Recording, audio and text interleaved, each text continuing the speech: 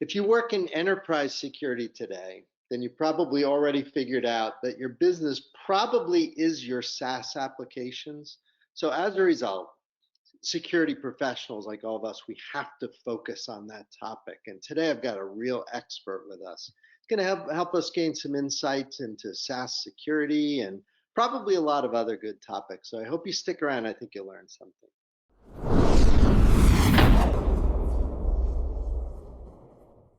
Hi everyone, this is Ed Amoroso from TAG. Nice to see you. We're going to talk about SaaS security today with one of the world's leading experts, the CEO and co-founder of Adaptive Shield, Maor, who is going to hopefully give us some nice learning and insight. He's been working in this area. Maor, nice to meet you. Tell us a little bit about the company and some of the principles that drive the work that you guys do in this really important area. Yeah. Thanks for having me. First of all, Ed, it's a real pleasure, and yeah, good to be here. Some more information about Adaptive Shield, and obviously, as you stated, we are one of the leaders of the emerging field of SaaS security, or to be more precise, in the business of SPM, SaaS security posture management.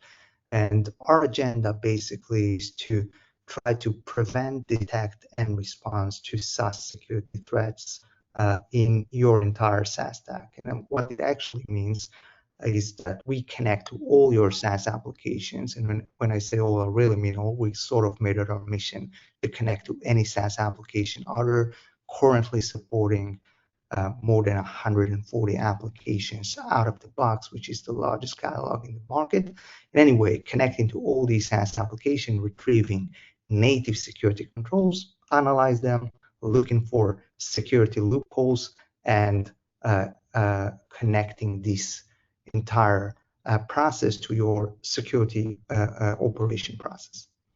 It strikes me, we were chatting earlier, that just about every business, if you were to graph your dependency on SaaS applications, definitely going up.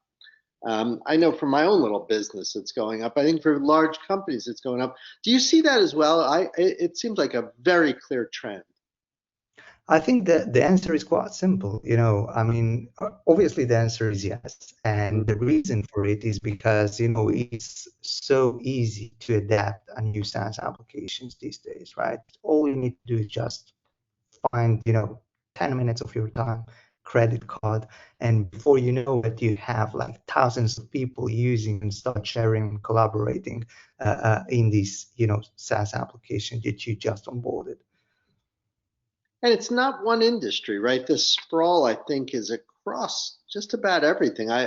One would be inclined to say that there might be one type of business more likely to be using SaaS applications and needing cybersecurity. But I don't think that's right. I think it's everyone. It's hard to think of too many situations in our industry where that's true. But would you agree? I mean, maybe in your business you see one industry more than the other, but am I guessing right that it's kind of everyone? I think you're absolutely on point. If we look at just on our customers, and we support today and helping hundreds of customers these days, including, Fortune 100, Fortune 500 publicly traded companies, but as well as, relatively smaller companies, tech companies that are kind of using lots of SaaS applications, but really everybody's using SaaS applications today because it's just the reality that we're living at, right? People like to move from the good old on-prem to managed services and help them, whether it's their cloud services, right, like AWS or Google, which is not related to SaaS, but still, a nice trend that we're seeing, but to the more application to use and consume, applications like Office 365, Salesforce, ServiceNow, and everybody's using them today. So yeah.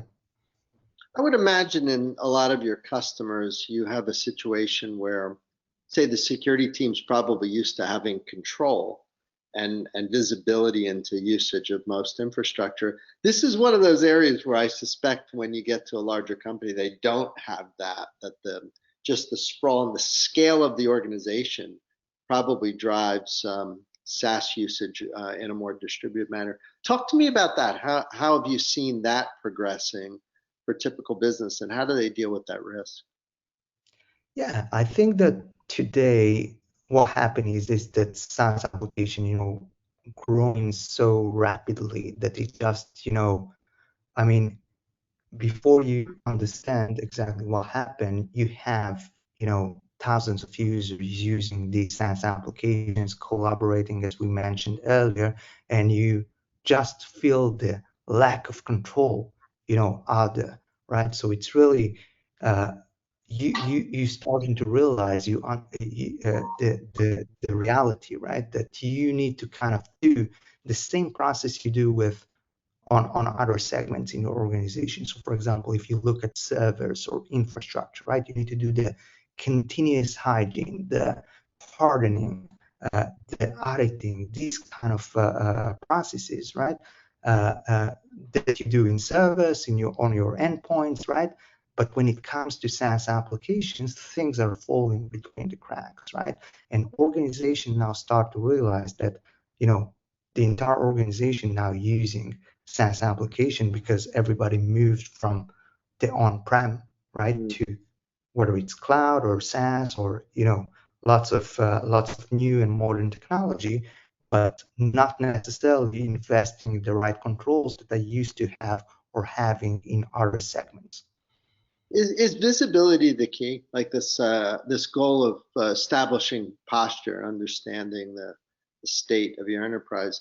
I would imagine it starts with just being able to see what's going on. Is that tell me a little bit about the platform? Like, is that one of the design principles to provide that visibility into what's going on? I think that's the first step. I would Yeah. say, if you want to sum it up and put a label on it, I would say visibility and control, but that's a big word, right? That's a big Right. phrase. I would say, the idea behind posture management in general is prevention, right? You want to prevent the threats from happening in the first place. So, for example, the only reason to implement MFA and to have 100% coverage of MFA is to avoid threat actors from abusing legacy protocols or for regular users to using modern authentication instead of legacy, right? And by doing that, you actually making sure authentication is authentic, right? That the user that connecting is actually the user that's supposed to be connected. I've heard And you that's ref. what I'm saying. No, I think that makes sense. And I'm going to give you another big word, complexity. That's a word I've heard you use frequently.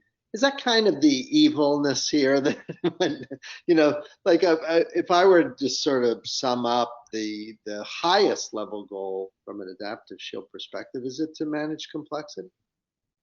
I think definitely. I mean, the more SaaS applications you have, the more vendors, and the vendors, by the way, are doing an excellent job, right? They are, first of all, securing their own infrastructure, which is not related to the organization, but allowing the organization to, enabling the usage of SaaS applications. The other thing they do is to expose native security controls as part of their applications, right? And that allows security teams to align their security process and security procedures to be aligned with the native security controls that the SaaS vendor is giving you. So, for example, you can think about there is a setting, that always makes me laugh, right? In Office 365, guests can invite other guests, right? I mean, if you're arranging a party, Ed, I would love for you to invite, or you invite me as your guest. You would love me to invite other guests, right? But in your Office 365 enterprise environment, probably not a very good idea, right? And people kind of, like this setting, you have many other settings, and sometimes, it is the lack of knowledge base and the lack of visibility, as you said earlier,